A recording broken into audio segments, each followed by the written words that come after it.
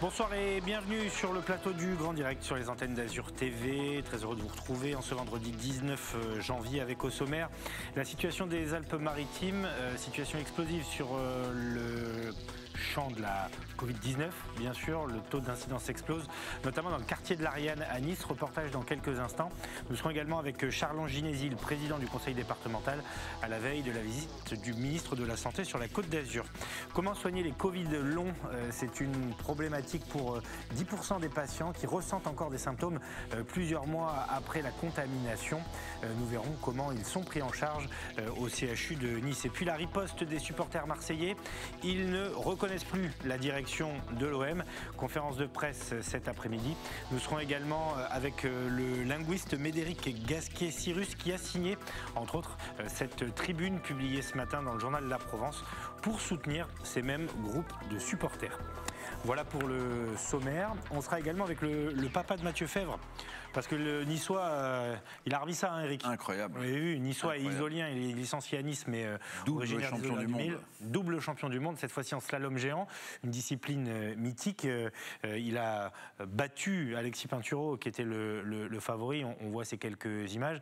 On essaiera de l'avoir encore une fois dans cette émission, Mathieu Fèvre, mais son papa devrait être avec nous, parce qu'à Isola, c'est la fête, et déjà bien la fête. Voilà. Pour le sommaire, Guilhem sera également avec nous. Mais d'abord, la Covid-19, la visite d'Olivier Véran demain dans les Alpes-Maritimes. Il vient rencontrer les personnels soignants. Les Alpes-Maritimes, le département métropolitain où le taux d'incidence est le plus haut, au-dessus des 500. Sur la métropole Nice-Côte d'Azur, il est même à 751. Et dans le quartier de l'Ariane, il dépasse les 1000 cas pour 100 000 habitants. Quartier de l'Ariane où s'est rendue Claudia Olivier. Sandy, institutrice dans l'une des écoles maternelles du quartier de l'Ariane à Nice, est venue se faire dépister. Ce matin encore, l'une de ses collègues a été testée positive au Covid-19, une situation qui aurait pu être évitée selon elle. Fermer les écoles, ça aurait été sûrement une solution parce que malgré ce qu'on dit, les enfants sont véhiculeurs du virus, on le voit. Et même si effectivement je pense que c'est compliqué, ça aurait été une solution qui aurait pu freiner l'épidémie. 10 minutes plus tard, le résultat est négatif, mais le soulagement n'est pas total. Soulagé, c'est pas le mot. Non, ça me fait même aucun effet en vrai, parce que je sais que je vais devoir le refaire assez régulièrement et qu'à un moment donné, ce sera bien positif, si ça l'a pas déjà été. Donc voilà. Avec un taux d'incidence de 1000, l'épidémie est au plus haut dans ce quartier de 10 000 habitants. Ce matin, plus d'une dizaine de personnes sont venues se faire tester. Elle était négative. Oui, un peu, oui, quand même. Hein. Mais quand même, on va attendre 5 jours pour venir le faire un autre test. Voilà, regardez. Ouais. Négatif. Parce que j'avais très peur, si moi et ma mère on était positifs, on allait se confiner et moi c'est bon, il n'y a pas de confinement.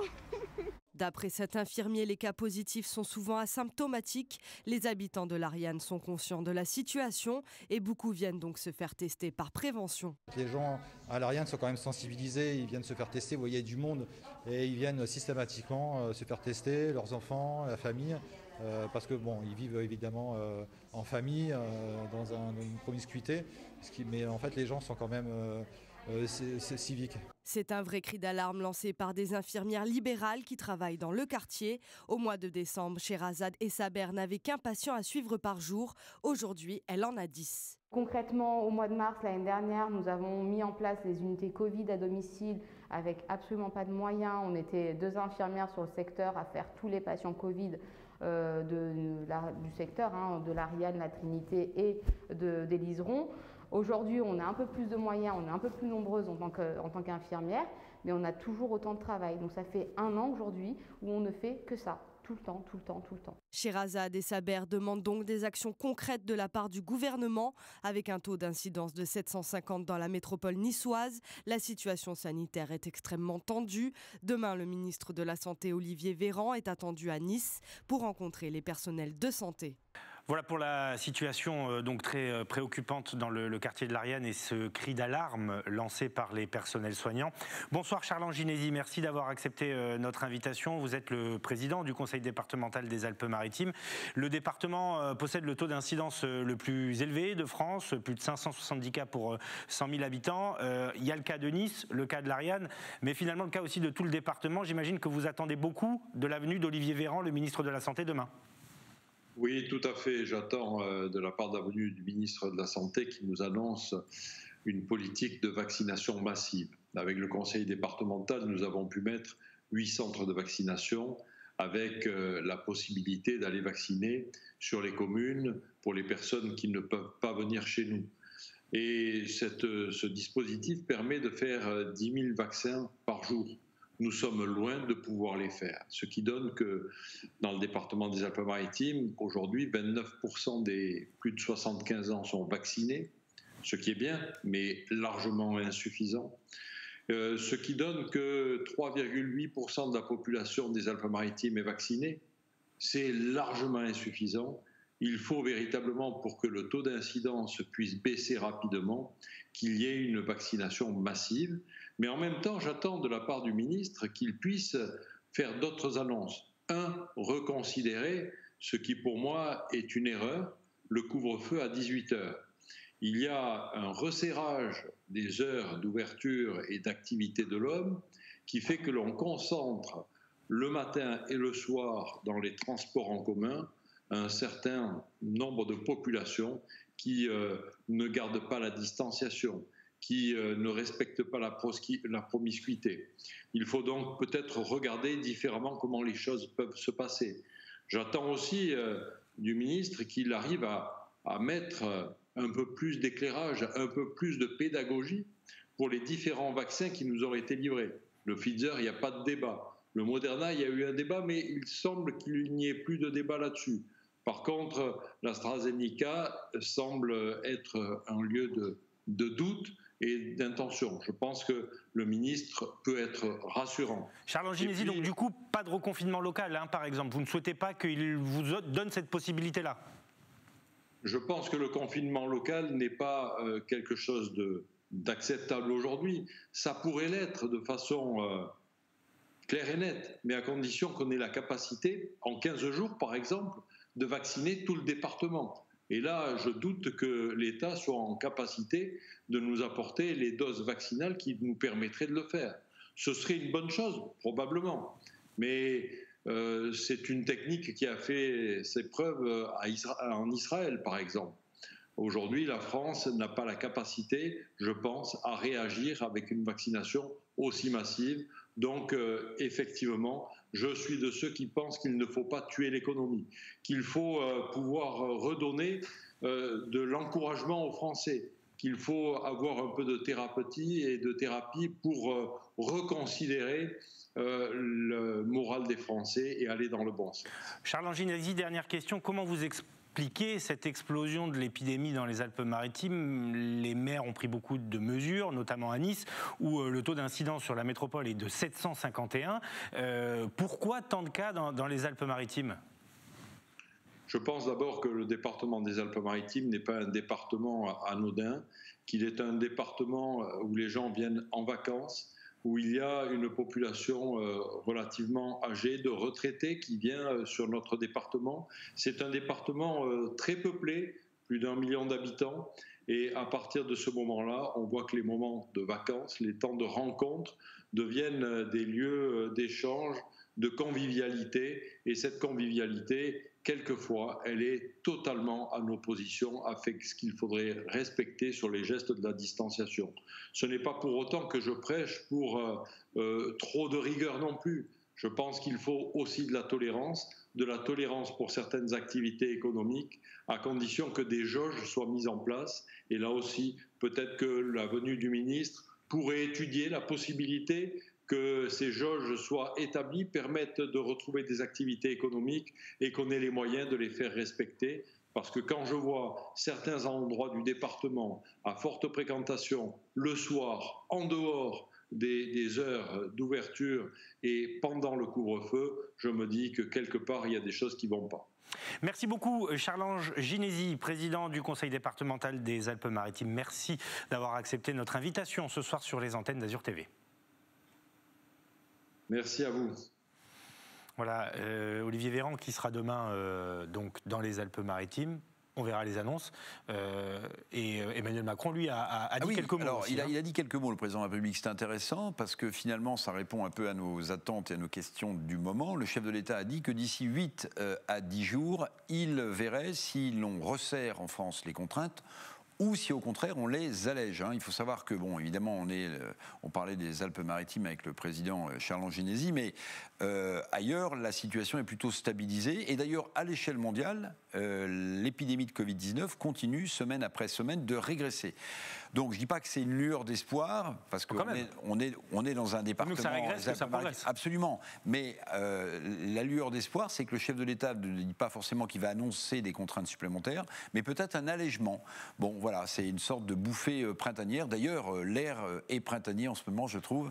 L'air est plus léger dans notre belle région du Sud. Tout à fait. Ce qui n'est pas forcément super bon signe pour les Alpes-Maritimes précisément, parce que les vacances débutent ce soir, les vacances scolaires, et il va falloir résister à la tentation d'aller dans les parcs, de se croiser, d'aller voir la famille, parce qu'il fait beau. Avec ces taux d'incidence-là, on a vu pendant l'interview de Charles Anginesi, ce graphe qui est impressionnant des grandes métropoles de France, avec la métropole de Brest, par exemple, qui elle est complètement dans le vert, avec un taux d'incidence de 31, donc là-bas le virus a quasiment disparu.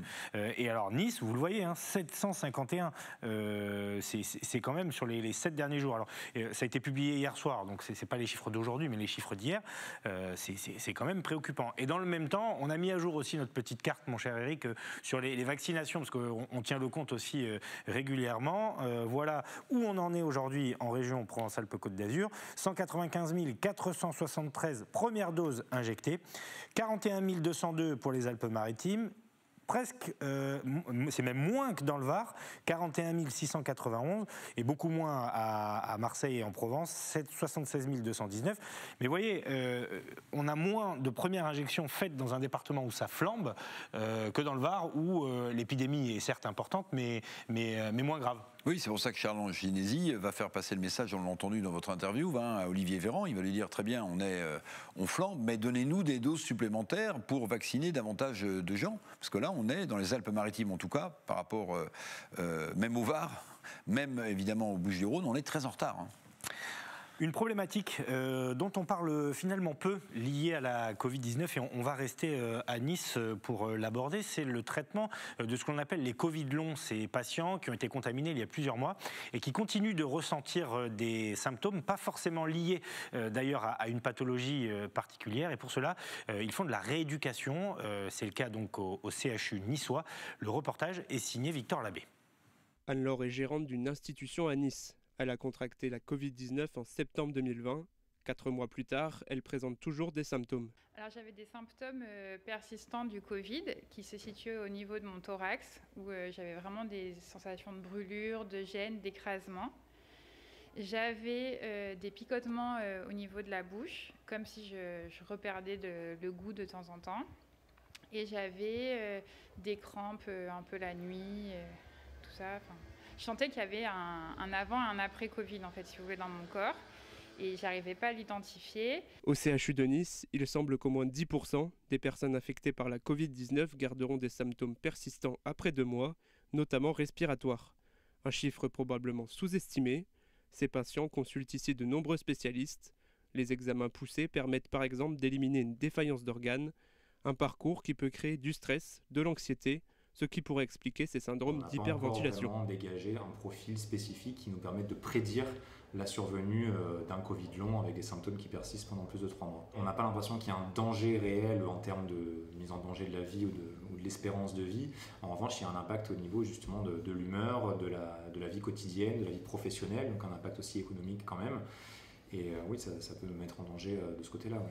Tous ces patients ont des symptômes communs, sensation d'inspiration courte, des poumons qui ne se remplissent jamais vraiment. Pour récupérer, la rééducation chez un kiné spécialisé est inévitable. Les exercices sont basés sur la relaxation, la respiration thoraco-abdominale, le travail sur le souffle ou l'hygiène nasale par exemple. Ce qui est important à noter dans le cadre des Covid longs, c'est qu'on n'a pas tout à fait compris, je pense, d'après les publications qu'il y a dans le monde médical et paramédical, exactement à quoi c'est lié et l'explication parfaite du symptôme.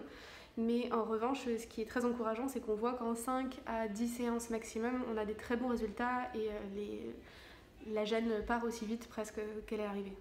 Donc on n'a pas l'explication précise, mais en tout cas, on a les solutions. Une prise en charge qui aide les patients à retrouver une vie normale. Oui, franchement, je me considère en bonne voie de guérison. Ce qui est sûr, c'est que j'ai plus du tout les sentiments d'écrasement de la poitrine. ce qui est vraiment déjà un grand pas en avant. Et j'ai même, je vous dis, l'effet inverse, d'avoir au contraire la poitrine qui s'est ouverte, mes côtes qui se sont comme soulevées et aérées. Voilà, donc on a les effets quand même, je vous dis, quand même assez rapidement. Après, il me reste encore quelques petits symptômes, peut-être de picotement, mais c'est les seuls symptômes qui me restent et il est vraiment en voie de partir. Jusqu'à présent, tous les examens complémentaires de ces patients ne montrent aucune pathologie particulière. Une hypothèse se détache donc. Ces syndromes d'hyperventilation pourraient être créés par le contexte anxiogène lié à la crise sanitaire qui touche toute la planète. Voilà, donc enquête intéressante parce que finalement, c'est pas a priori lié à une persistance de la pathologie ou à des traces du virus dans le corps, mais plutôt au contexte. Mais ça nécessite quand même donc, de se rééduquer. Oui, et puis on sait que le cerveau réagit sur des stimuli psychologiques qui parfois échappent par définition aux médicaments ou aux traitements de fond. Donc il y a sans doute aussi, enfin les spécialistes le disent, un aspect psychologique dans ces dérèglements qui persistent après que la maladie ait été guérie. Autre dossier qui n'a rien à voir avec la Covid-19 mais qui enflamme à Marseille, c'est celui des relations entre le club, sa direction plutôt, et les supporters. Les principales associations de supporters ont organisé cet après-midi une conférence de presse après les déclarations du président, le mail envoyé aussi à ces mêmes associations qui leur indiquait qu'il y avait une volonté de renégocier les conventions qui liaient le club aux supporters. Pour eux, c'est donc une véritable déclaration de guerre et vous allez l'entendre, la direction de l'Olympique de Marseille n'est plus crédible à leurs yeux. Nous ne vous reconnaissons plus comme dirigeant de l'Olympique de Marseille. En fin de compte, vous n'avez réussi qu'une seule chose, unifier tous les amoureux de l'OM et de Marseille contre vous. Nous vous renvoyons donc au troisième axe de votre projet, présenté en 2016. En substance, le club doit rendre ce qu'il doit à la ville de Marseille. Il est temps, quitter le club. Entre les groupes de supporters et la direction, la rupture est totale. Ce vendredi après-midi, les groupes de supporters représentés par certains responsables comme Rachid Zeroual et Christian Cataldo se sont réunis devant la presse pour répondre au communiqué du club paru dans la semaine. Nous considérons notre présence ici comme une chance pour nous. La chance d'être la voix de milliers de Marseillais, exaspérés, lassés par la situation dans laquelle se trouve l'Olympique de Marseille à ce jour, et écœurés par le comportement insensé de ses dirigeants à l'origine de nombreux fiascos. Vous pensiez peut-être vous attaquer à des associations dont il semble maintenant pertinent de vous rappeler qu'elles sont vieilles de plus de 35 ans et dont certaines sont les pionnières du mouvement ultra en France. Vous vous attaquez en réalité à tout un peuple, une ville, une identité, l'ADN même de ce club. Les résultats sportifs, la communication, les ambitions, de nombreux domaines sont remis en cause par les supporters, avec comme responsable principal Jacques-Henri Hérault, président du club. Nous retiendrons en particulier votre responsabilité, celle de président, de patron du club au quotidien, Jacques-Henri Hérault. Celui qui, en arrivant, agitait la réplique de la Ligue des Champions à tout bout de champ. Reprenez du hayam sur les plateaux TV, surcommuniqué sur les réseaux sociaux, a fini par disparaître complètement de la scène médiatique. Où était le patron pour défendre l'Institut OM quand elle en avait besoin, quand elle était attaquée quotidiennement l'an passé? Tout Marseille a attendu la voix du président. Lorsque le directeur sportif est parti, lorsque l'entraîneur est parti puis revenu, lorsque les rumeurs de vente agitaient la presse. Rien. Au mieux, quelques commentaires préparés dans des revues spécialisées. Les groupes de supporters ne comptent pas en rester là. Une manifestation est prévue dans les prochaines semaines.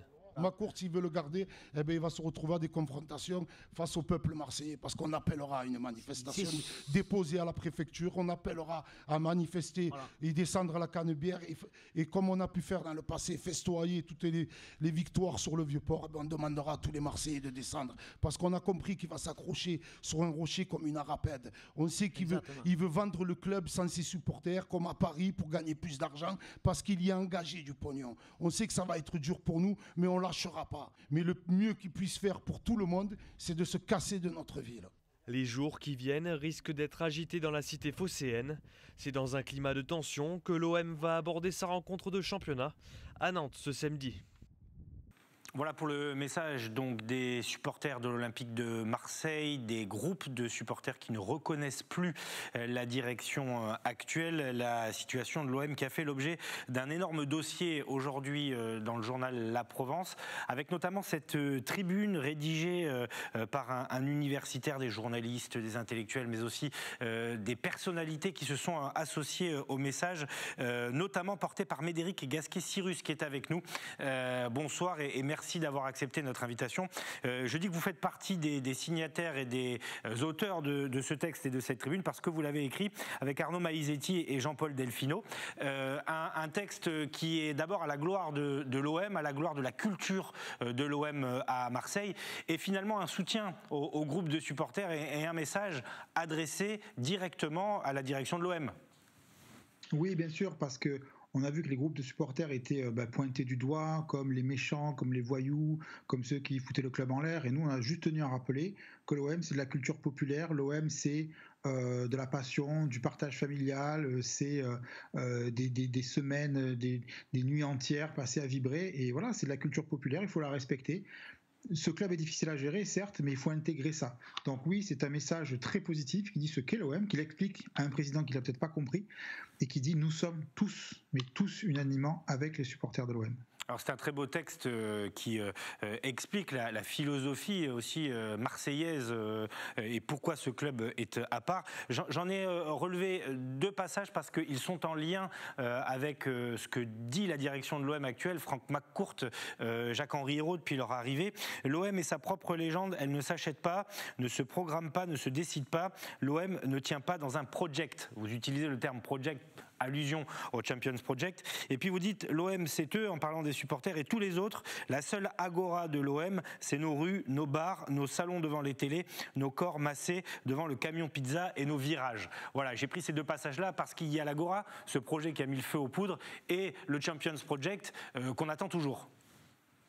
Mais oui, parce qu'en fait, on est bien au-delà du football, on le sait, et on est dans deux visions du monde. C'est ça, en fait, qui se joue. C'est pour ça que les gens qui ne comprennent pas doivent avoir des clés. Les deux visions du monde sont une vision d'une entreprise qu'on contrôle avec des paramètres, avec des chiffres, des indicateurs, avec de la performance, avec ce langage technocratique, de management, libéral. En face, vous avez la vie. Vous avez la vie d'une ville, d'une cité, d'un territoire, d'une histoire, de famille, de gens, de l'humain, de la sueur, des larmes, des cris, des rires. Voilà, vous avez ce côté-là qui n'est pas contrôlable, qui n'est pas quantifiable.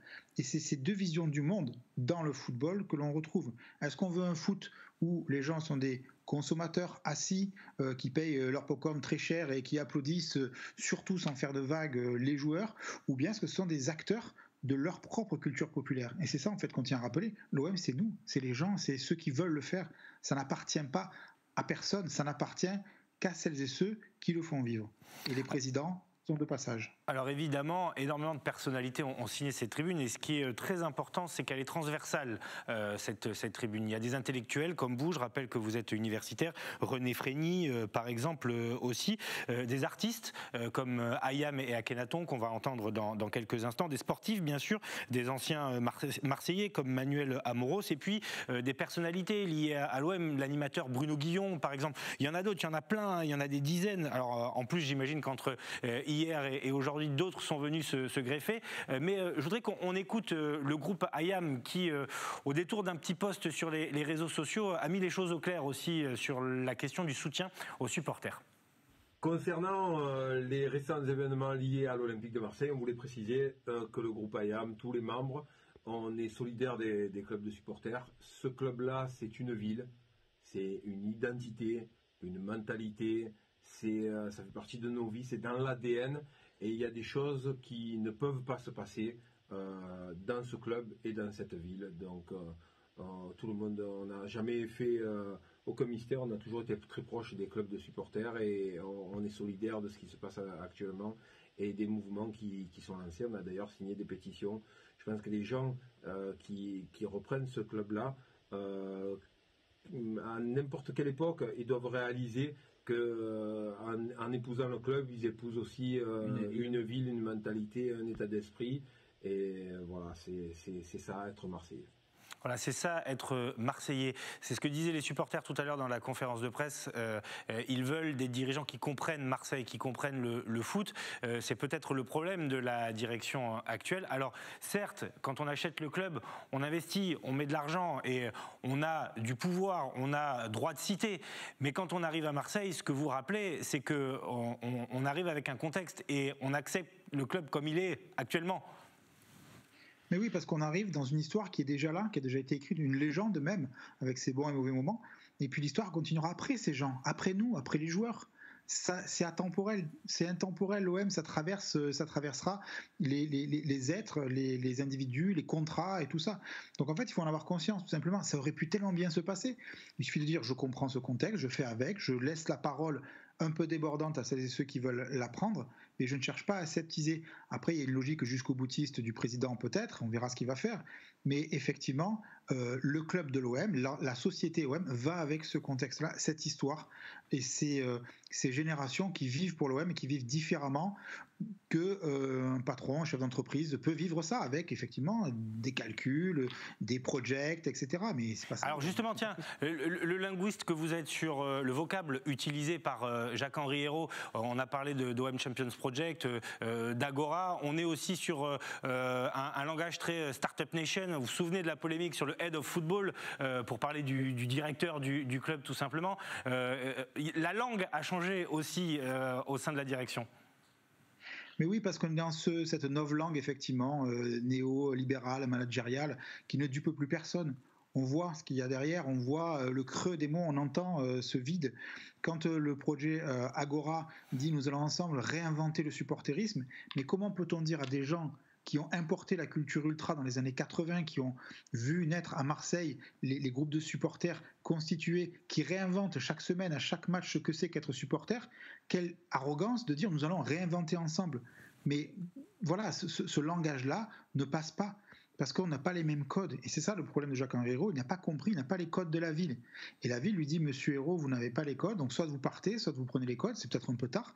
Mais effectivement, beaucoup de choses se jouent dans le langage et dans l'écart en fait entre les résultats, parce que les résultats sont pas très bons depuis quelques années, et c'est pas grave, parce qu'on a toujours supporté l'OM dans tous les mouvements, la remontée des minots dans les années 80, les 2 années en Ligue 2, on sait vivre avec ça. Mais il ne faut pas être prétentieux, envoyer chaque jour des animations numériques, l'OM, ceci, cela, faire croire que... Et en fait, non, il faut être un club humain et revenir à l'humain. Mais pris dans son langage, dans l'épaisseur de son langage managérial, Jacques-Henri Hérault ne le voit pas. En 2 mots, il nous reste 20 secondes, est-ce que vous pensez, du point de vue du supporter que vous êtes, parce que c'est ça aussi à la base, que la position est intenable désormais pour Jacques-Henri Hérault et peut-être même pour Franck McCourt?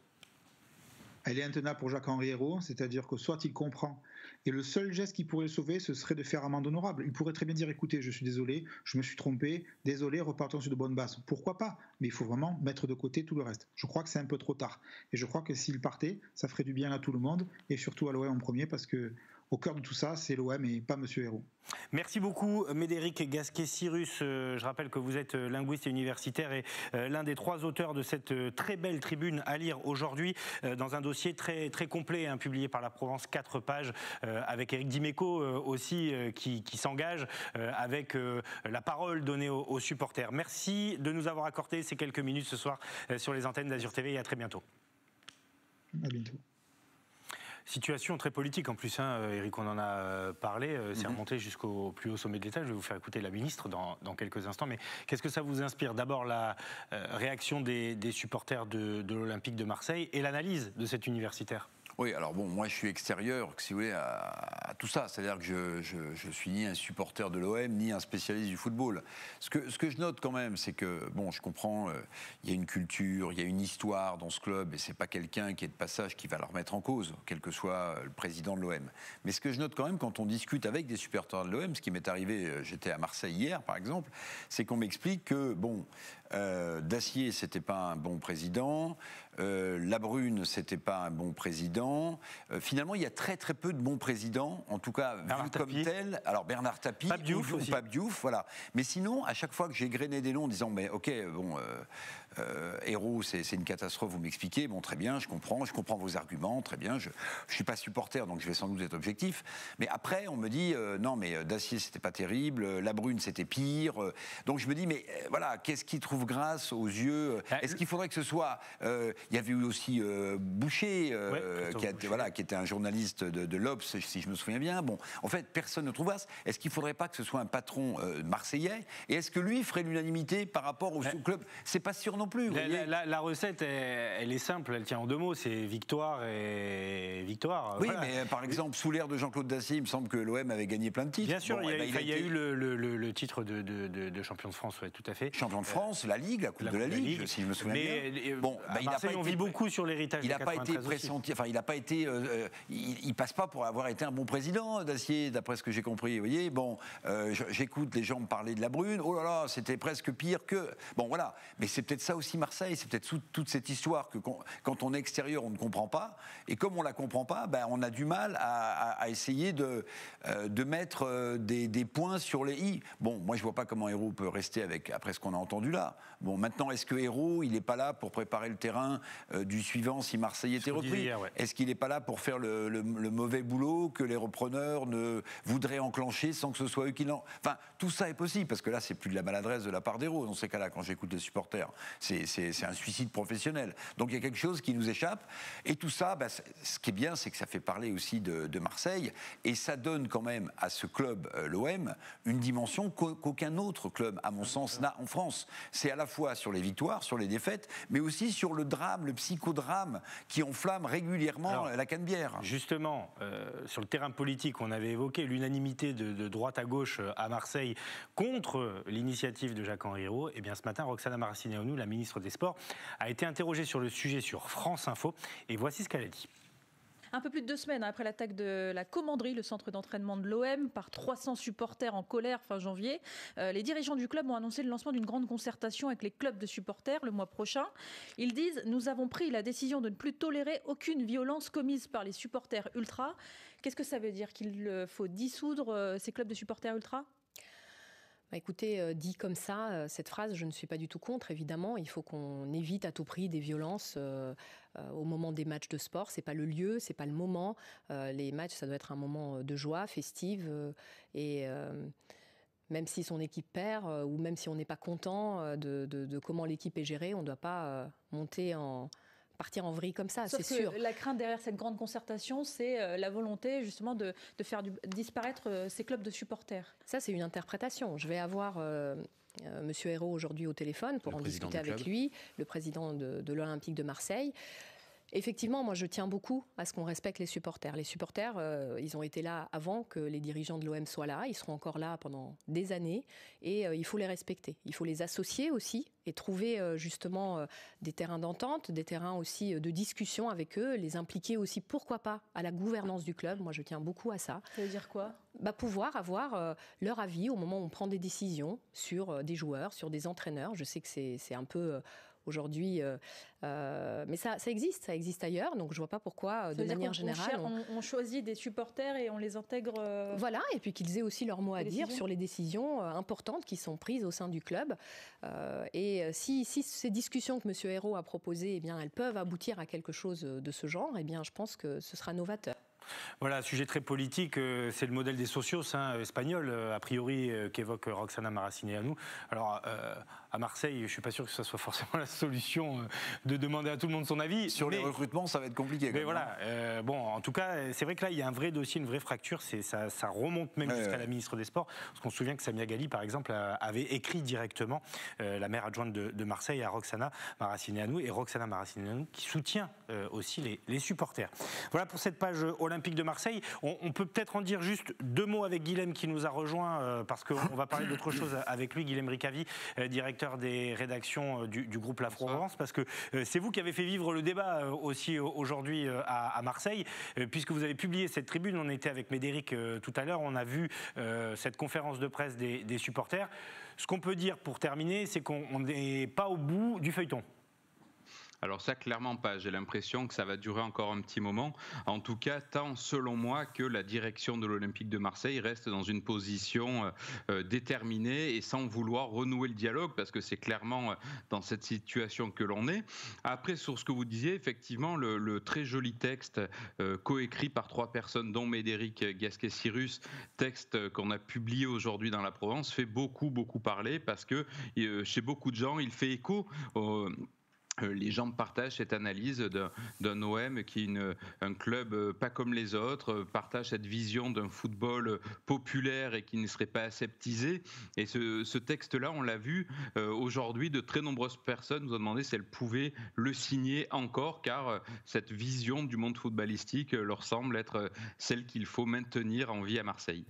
Autre chose, la politique, Benoît Payan, qui s'était exprimé d'ailleurs en faveur des supporters, enfin qui avait dit en tout cas, qui avait demandé à Jacques-Henri Hérault un appel au calme.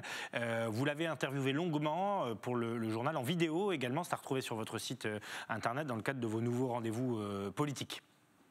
Oui, exactement. Benoît Payan qui s'est prêté au jeu de la grande interview dans les locaux de la Provence.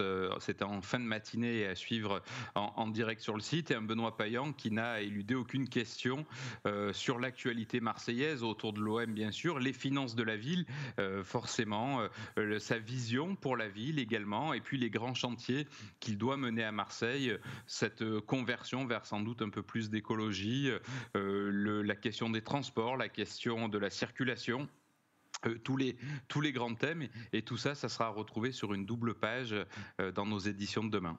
La question des finances, chère à Éric aussi, la question de cet héritage laissé par la municipalité Gaudin. Est-ce qu'il a vraiment découvert en arrivant dans le fauteuil de maire, Benoît Payan, cette situation financière ? En tout cas, ce qu'il dit, c'est qu'il avait conscience que la situation n'était pas bonne. Il était déjà dans le conseil municipal, dans les rangs de l'opposition. La situation n'était pas bonne et cet audit n'a fait que confirmer la mauvaise santé de la ville de Marseille, et il a même découvert l'état d'un patient encore plus grave que celui qu'il imaginait. C'est ce qu'il nous a rappelé aujourd'hui.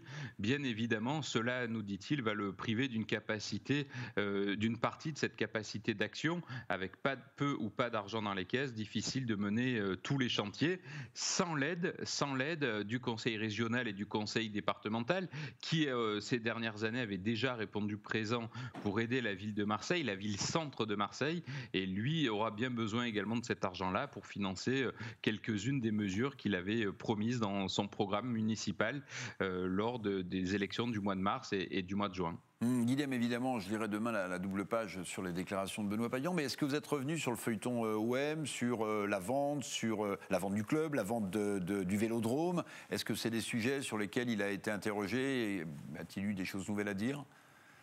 Non, il a été bien évidemment interrogé sur cette question-là. D'abord, la crise avec les supporters, et nous a-t-il assuré, il a fait passer le message à la direction de l'OM qu'il fallait faire un signe et donner des garanties et montrer qu'il y avait une envie d'ouverture. Donc ça, c'est le premier point. Sur la vente du stade, oui, il a rappelé que la ville était dans une telle situation que ce n'était plus possible. Il a donc rappelé qu'il fallait que la ville se sépare de ce stade. Ce stade qui, rappelons-le, avait été construit dans le cadre d'un partenariat public-privé par la mandature de Jean-Claude Gaudin et qui coûterait, selon lui, 6 millions d'euros par an. Il le dit dans la Provence, la ville de Marseille n'a plus les moyens de financer cet équipement. Donc il propose cette vente, et puis il parle également de ses relations avec les clubs de supporters marseillais, et là il nous assure que lui entretient de très bonnes relations avec les différents groupes qui composent cette grande famille, cette armée bleue et blanche dans le stade Vélodrome à Marseille. Une dernière question politique en une minute. C'est vous qui avez révélé hier la candidature de Sophie Cluzel comme tête de liste de la majorité présidentielle aux prochaines régionales en région Provence-Alpes-Côte d'Azur. Elle a failli être notre invitée ce soir, et au dernier moment ça n'a pas pu se faire pour des questions d'agenda parce qu'elle est en visite. Elle était d'ailleurs dans les Bouches-du-Rhône ce matin. Elle sera avec nous la semaine prochaine. Elle va donc mener la liste, mais c'est pas très clair parce qu'aujourd'hui Renaud Muselier a ouvert les bras, en tout cas la porte à, pas une alliance, mais en tout cas à des discussions. Il est dit aussi qu'elle va rencontrer Christian Estrosi. Alors est-ce qu'il va y avoir un front LR-EM ?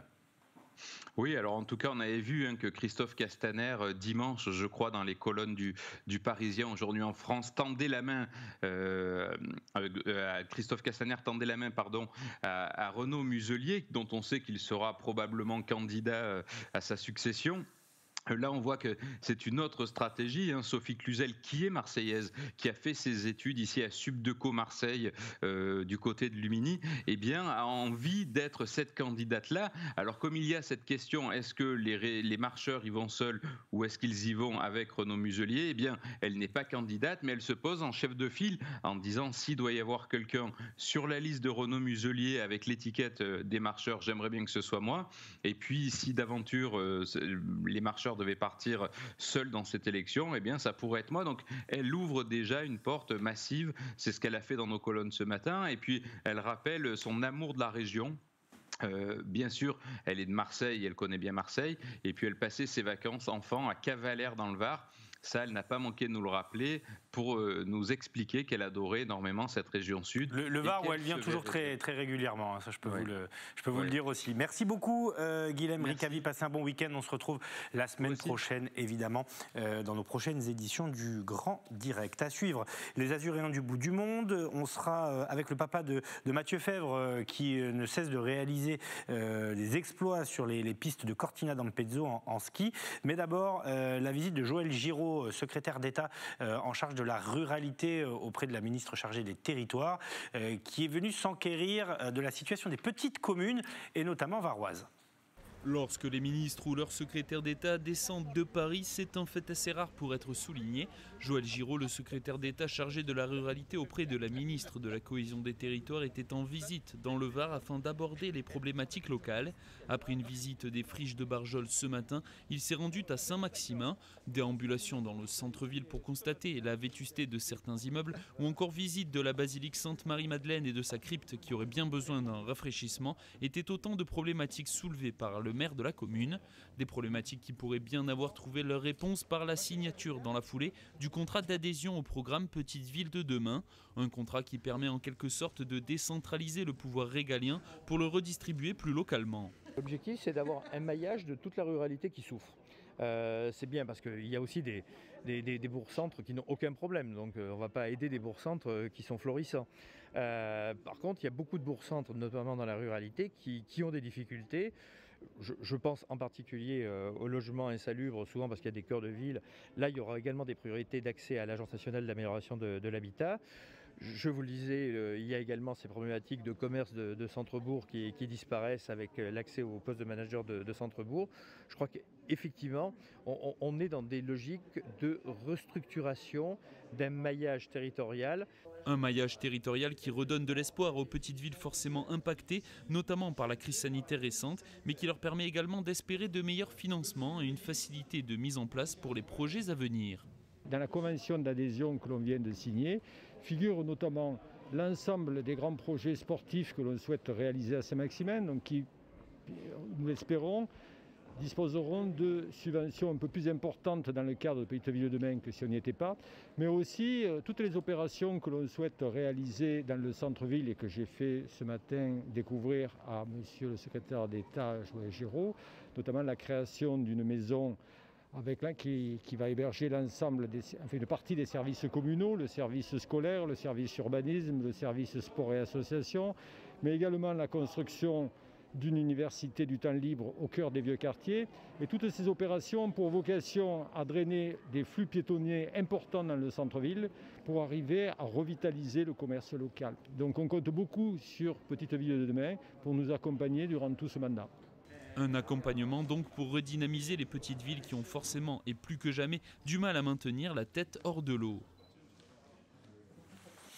Et il est l'heure d'écouter Eric Revel. Ah oui, c'est l'heure. C'est l'heure de votre édito. Alors, ça m'intéresse énormément, alors comme tous les soirs, mais là particulièrement, parce que le fisc nous espionne, et c'est légal en plus. Absolument. Alors, c'est passé complètement sous les radars, comme on dit, parce qu'on avait tellement de sujets d'actualité un peu partout. C'est un décret publié il y a quelques jours qui rend, Nicolas, l'article 154 de la loi de finances opérationnel. Alors, pourquoi je vous parle de ce décret ?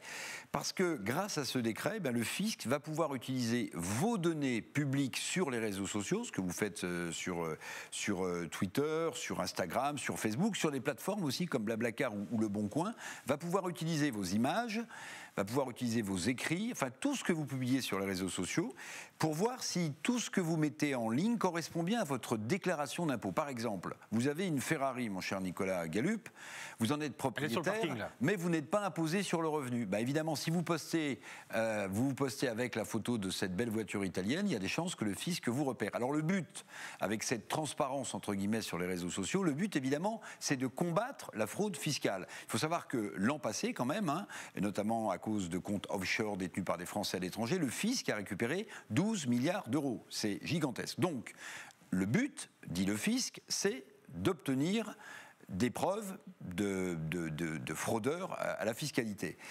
Quand vous dites que c'est légal, oui, parce que la CNIL, la fameuse Commission nationale informatique et liberté, mais aussi le Conseil constitutionnel ont donné leur feu vert à cette opération sur les réseaux sociaux. Alors c'est une expérimentation, mais enfin on sait comment les expérimentations vont. Je rappelle que la vignette, au début c'était pour les personnes âgées, puis la vignette automobile, elle a perduré pendant des décennies, elle continue. Donc c'est une expérimentation, mais ça pose à mon sens deux questions. D'abord, c'est que vont devenir toutes vos données personnelles une fois qu'elles ont été traitées par le fisc. Et puis, deuxièmement, vous vous souvenez qu'on nous a expliqué que les réseaux sociaux, c'était l'argument final de la liberté qu'on avait. Non, ça devient un outil pour le fisc, pour traquer les fraudeurs. Donc Big Brother est parmi nous et décidément, les réseaux sociaux maintenant servent à tout le monde. Je vais plutôt poster des photos de ma Clio, comme ça j'aurai pas de problème avec le fisc. Merci mon cher Eric. Vous restez là évidemment avec nous parce que là, on part. Où est-ce que vous aimeriez aller Balade irlandaise, écossaise. Voilà. On va aller à Dublin cette semaine dans les Azuriens du bout du monde. A priori, la semaine prochaine, on ira au Sri Lanka, donc c'est un peu plus loin. Dublin, où la situation de la Covid, parce que c'est un peu le fil conducteur de ces rendez-vous, est très très préoccupante. On va rejoindre Enzo, qui est originaire de Saint-Raphaël, grâce à Claudia Olivier.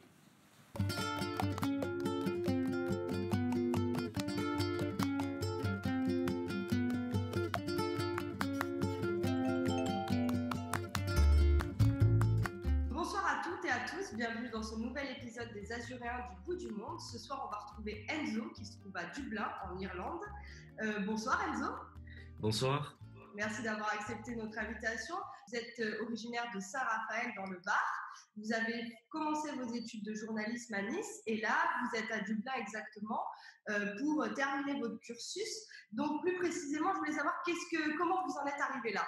Donc tout simplement, je suis arrivé là en commençant mon cursus de journalisme à Nice, un bachelor. Et donc après 2 ans de travail à Nice et de formation au journalisme français, j'ai décidé de me tourner vers le journalisme britannique. Et aujourd'hui, je me retrouve ici au Griffith College pour apprendre ces nouvelles techniques-là. L'Irlande, au début, a été très peu touchée par la crise du coronavirus. Et là, depuis quelques mois, depuis fin janvier même, on voit que les chiffres explosent. Selon vous, qu'est-ce qui fait que le pays s'est laissé déborder par la pandémie ? Le pays s'est laissé déborder parce que d'abord, ils avaient bien géré la crise au tout début. Ils avaient vu qu'il y avait, on va dire, une première grosse vague en mars, avril. Et ils ont tout de suite bien géré. Mais ensuite, le problème, ce sont bien évidemment, je pense, les périodes de fête qui ont vu les gens se rassembler. Et aussi l'explosion des cas. Justement, quelles sont les mesures qui ont été mises en place par le gouvernement pour lutter contre la pandémie ? On est en confinement niveau 5 encore depuis mi-janvier. Et d'après les journaux et la presse locale ici à Dublin, on devrait l'être jusqu'à Pâques, jusqu'aux fêtes de Pâques. Et comment la crise sanitaire a-t-elle impacté votre vie et donc votre cursus scolaire ?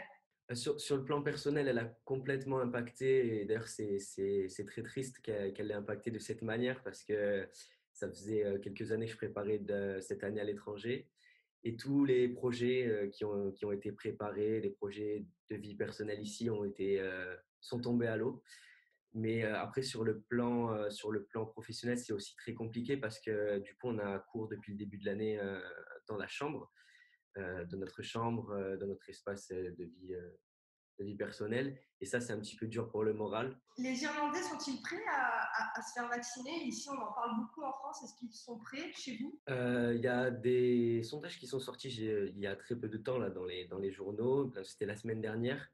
Et il disait qu'à peu près 55% des Irlandais étaient favorables à un vaccin, une trentaine de pourcents qui ne sait pas encore, et à peu près 7% qui sont défavorables. Et j'aurais une dernière petite question un peu plus personnelle.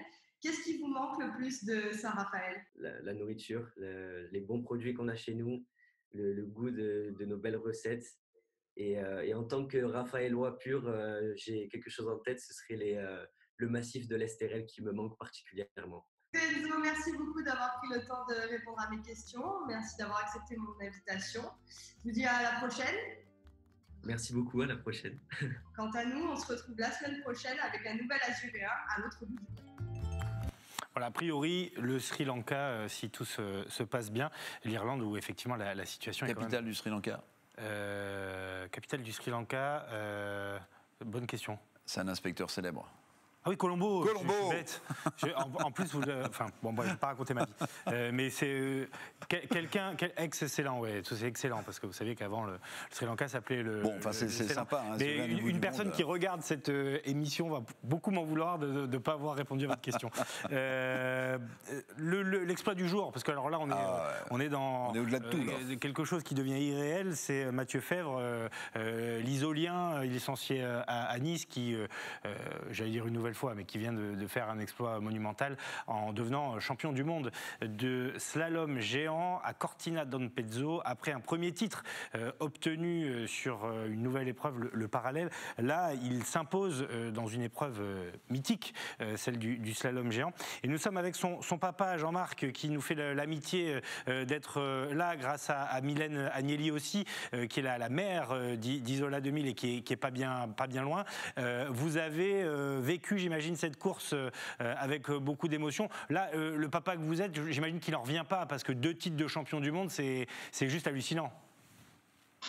Effectivement, c'est vrai que c'est hallucinant. C'est vrai que je m'y attendais pas. Mais je savais que Mathieu, comme c'est un gros travailleur, ça allait un jour, ça allait performer. Comment vous avez vécu la course? Vous l'avez suivi, j'imagine, parce qu'on va refaire un peu rapidement le scénario. Il est 4e à l'issue de la première manche avec du retard. On passe en inversé, donc quand il entame la deuxième manche, il s'empare de la première place et arrive le favori, Alexis Pinturo, français. Donc ça se joue entre les deux. Et dès les premières portes, Alexis Pinturo tombe. Et donc votre fils est champion du monde. Comment vous avez vécu cette course? Il faut être honnête, quand j'ai vu Alexis Pinturo tomber, j'étais, ça m'a fait mal au ventre. Ouais, mais après, voilà, mon fils était champion du monde aussi, quoi. Mais voilà, et après c'est vrai que il a fait ce qu'il fallait, il a bien skié, il a franchement, voilà, c'était un régal de le voir skier avec tant de force, quoi, voilà. Mentalement, c'est là où il est impressionnant aussi, parce qu'il est prêt au bon moment. Il a traversé une période ces derniers mois un peu plus compliquée, et là il revient finalement au meilleur moment avec un titre qui est mythique. On n'avait plus depuis Jean-Claude Killy, je crois. Depuis Jean-Claude Killy, oui. Est-ce que vous mesurez l'exploit que ça représente? Depuis Jean-Claude Killy, la légende Jean-Claude Killy, personne n'avait été champion du monde de slalom. C'est votre fils. C'est vrai que c'est une fierté après Jean-Claude Killy, et c'est tout simplement incroyable, voilà.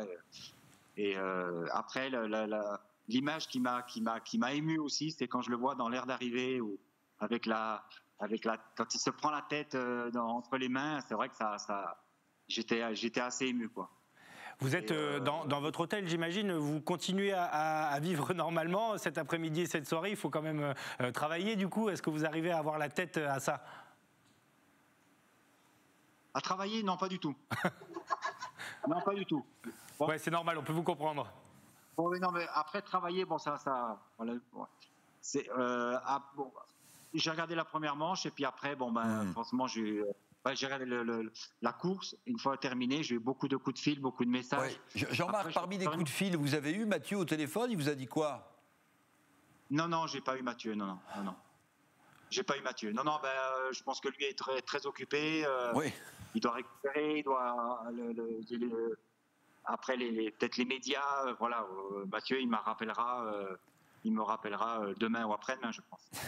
Et vous avez une idée de quand il reviendra à Isola? Peut-être que ça, c'était déjà prévu avant les mondiaux. Est-ce qu'il va revenir rapidement ou pas? Mathieu il reviendra sûrement fin avril. Sûrement fin avril, je pense qu'il y aura peut-être une petite fête. Une grosse fête, oui. Madame le maire. Ouais, qui est là, qu'on salue d'ailleurs et qui doit être très fière. Hein, Mylène Agnelli, bonsoir. Ça met un peu de baume au cœur parce que voilà, les stations sont fermées, les remontées mécaniques, c'est pas la joie pour les stations. Par contre, voilà, on a un champion du monde dans les Alpes-Maritimes. Un double champion du monde. Ouais, un double, c'est vrai. Licencié au club d'Isola depuis qu'il est tout petit, donc on est très très très heureux, on est très fiers de Mathieu et on a une grande pensée pour ses parents, pour son grand-père Mimi et pour tout le staff du club des sports d'Isola qui le suit depuis tout petit, donc on est très heureux ce soir. Vous nous inviterez à la fête, hein, bien sûr.